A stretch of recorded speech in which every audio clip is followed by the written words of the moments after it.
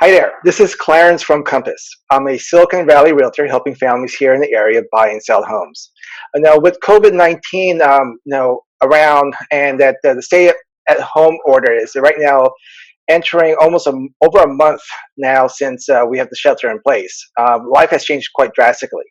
This time around, I want to get a chance to talk with one of our upcoming local businesses here in the area. So I'd like to introduce Rod from Barya. Did I pronounce that right? Yep, you got it. Oh, thanks. Rod, tell me a little bit about yourself.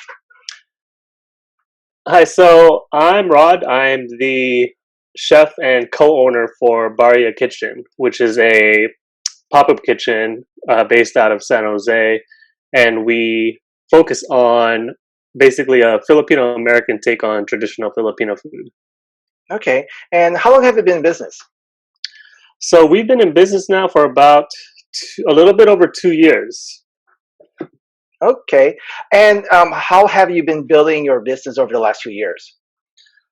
Solely off of social media, really. So it's really heavily based off of what we promote through Instagram and Facebook, and also a lot of word of mouth.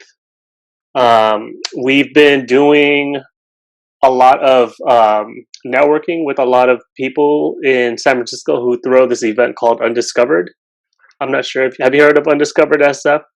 I have, and actually, that's one of the events I've been thinking about going up there for a while. It looks like they won't have theirs. Is it a weekly event or is it like every so often event? So it's every spring and summer season, Okay. and this would have been their third season.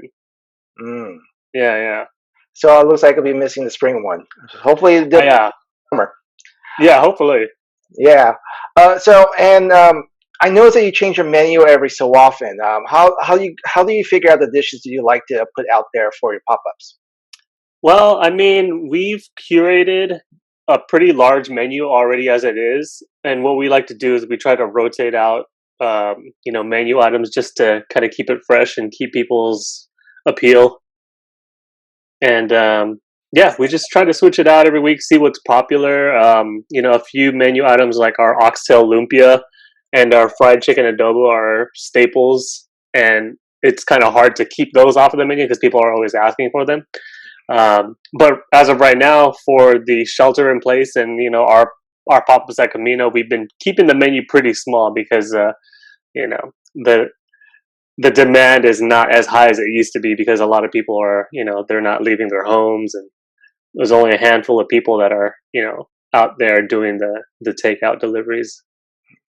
Oh, by the way, the oxtail lumpia is actually my favorite with the curry sauce. So Yeah, yeah, yep, that's the one.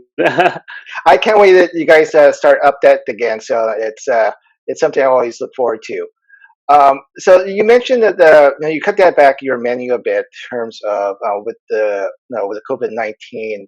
How has your business shifted, and what are the challenges you see now with trying to stay in business and serve food with the stay-at-home order and the pandemic going around?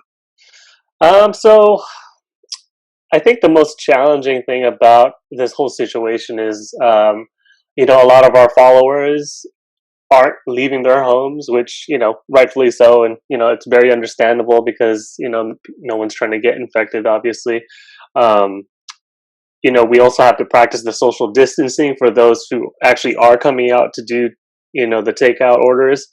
We have markers on the floor at Camino for where people can stand. Um, I try to wear a mask whenever I get a chance to, and obviously, a lot of the food safety, precautions. Um, yeah, we don't get to pump out high volume anymore like we used to, and that's what's kind of the challenging thing because we're making so little for the little amount of people who are doing the takeout orders, and that hit us really hard financially. Hmm. And what's your strategy going forward, trying to meet, at least try and be somewhat, getting some income coming through, or at least hopefully profitable?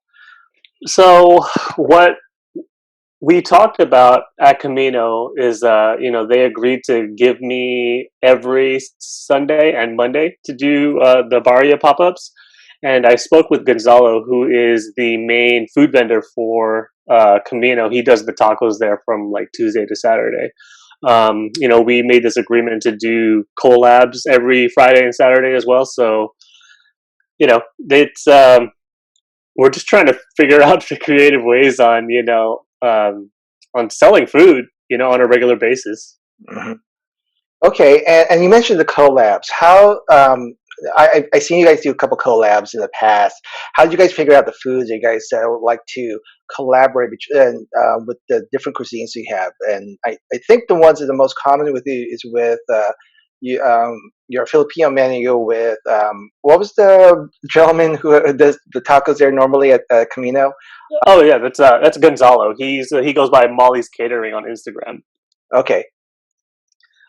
Yeah, so I mean, with Gonzalo, it's kind of fun because we try to see what certain dishes would go great with Mexican food. I mean, like the classic sisig taco was kind of like the first thing that hit it off. Um, that kind of came up out of nowhere when we did Camino's first year anniversary together, and we were cooking side by side, and as I was cooking sisig, he was making tacos. I was just like, "Yo, let's put this together and see how this turns out." I mean, of course, we've had Senior Sisig from San Francisco, who kind of originated the sisig taco here in the Bay Area, but we kind of just wanted to experiment to see how our take would be, and it turned out really good. And so that's something we continue to do since. Um, Also, I've been doing a lot of collabs with a lot of my Vietnamese friends. My friend Richard, who's originally from here in San Jose, who moved up to Portland, who started his own Vietnamese food truck, as well as my friend Am, who goes by An Choi in San Francisco. She does a Vietnamese pop up as well. And so when we do these Vietnamese Filipino collabs, I